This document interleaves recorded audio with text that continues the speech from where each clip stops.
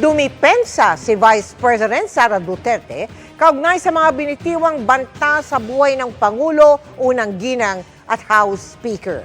Taken out of context, umano siya. Sabay silip sa aksyon ng gobyerno kaugnay sa mga noong pa'y banta rin sa kanyang buhay. Yan ang tinutukan live ni Marisol Abduraman. Marisol? Mel, muling nagpaliwanag si Vice President Sara Duterte kaugnay yan sa kanyang mga naging pahayag laban kay Pangulong Marcos.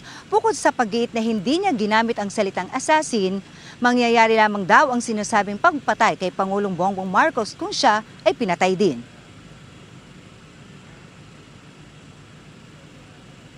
My question now to the administration, is revenge from the grave a crime? They have to kill me first, so now they can't kill me anymore. Unless they want to die.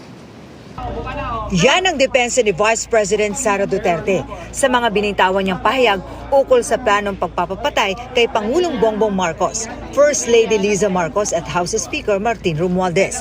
Giit ng bise, taken out of context daw siya dahil mangyayari lang naman daw ang kanyang sinabi kapag pinatay siya. Tossing the word assassin. Pakicheck. May sinabi ba akong assassin doon? Wala. So nilalagay nila doon sa narrative nila, assassin. And nilalagay nila sa narrative nila, murder plot. There is absolutely no flesh on the bone.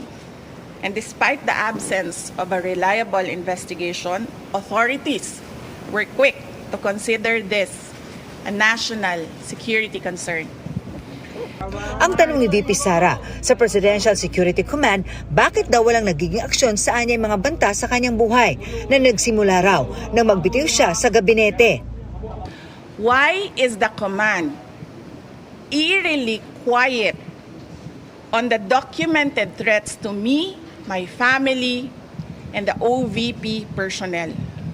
Hindi na muna idinetalye ng bise, pero meron daw siyang listahan ng mga banta sa kanyang buhay. Pero wala naman daw assassination plot.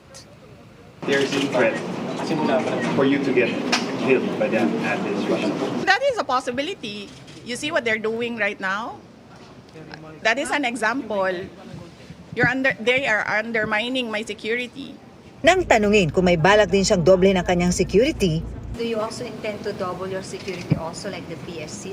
Hindi ko na ini-expect yan, ma'am, sa PSC. And hindi ko rin tatanggapin, ma'am, at this point, kung magdadagdag sila ng mga tao dito. Kasi hindi na natin alam kung non-partisan ba yung not necessarily idadagdag nila. Not necessarily coming from PSC, ma'am. No, I don't trust anyone right now. tumanggi naman ang bisi ng tanungin hinggil sa sabina ng NBI. Hindi pa raw niya ito nababasa. Nang hinihinga ng paglilinaw, kaugnay sa sinabi niya sa kanyang online press con na manay utos sa kanya ng unang ginang. I'm waiting for that question to come up in the committee hearing. Nasa Veterans Memorial Medical Center ang Vice Presidente kanina para samahan ang kanyang Chief of Staff na si Attorney Zulaika Lopez na nakakonfined. Gayon din ang Special Disbursing Officer ng OVP na si Gina Acosta na isinugod din dito matapos tumaas ang presyon kagabi sa pagdinig ng Kamara. Pero pagsapit ng hapon, umalis din ang bise para sa isang personal na lakad.